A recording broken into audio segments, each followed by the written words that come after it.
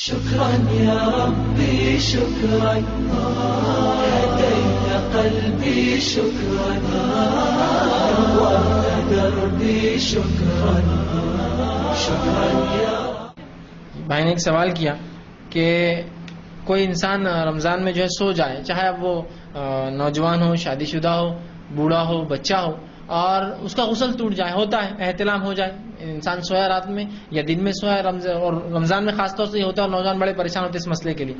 اور ہوتا یوں ہے کہ ایک صاحب مجھے فون لگا ایک مرتبہ کہ میری آج رمضان تھا، میری 5 نمازیں چھوڑ گئی. میں نے کہا 5 نمازیں رمضان میں بھی چھوڑے تم نے؟ بولے تو بہت ہی خطرناک معاملہ ہو گیا، ایٹ لیسٹ سیزنل تو ہونا چاہیے تھا تم نے.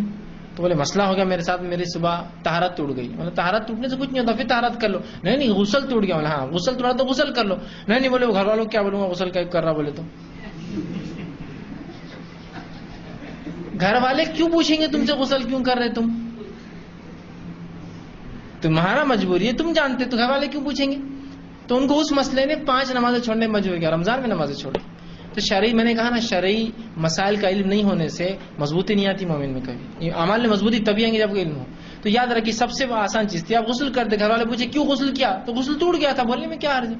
یہ کوئی بہت شرمانے کی چیز ہے. نمازیں چھوڑنا تو حرام ہے نا، یہ بولنا کوئی حرام نہیں، یا اس مسئلے کو بات کرنا کوئی حرام نہیں. تو لہٰذا اگر ایک انسان، ایک مومن روزہ رکھتا ہے اور اس کا احتلام ہو جاتا ہے یا غسل ٹوٹ جاتا ہے، ظاہر سی بات ہے احتلام کی شکل میں، دوسری شکل ہم بستری کرتا بیوی سے تو روزہ ٹوٹ جاتا ہے.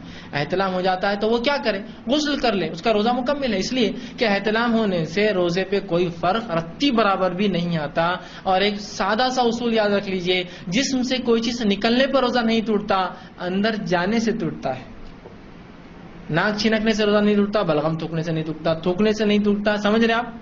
احتلام ہونے سے نہیں ٹوٹتا، ٹھیک ہے، پیشاب پیخانے جانے سے نہیں ٹوٹتا، اندر کچھ جائے ٹوٹتا ہے. سیدھا سا اصول ہے. تو یہاں نکلی چیز باہر تو نہیں ٹوٹے گا، سمپل.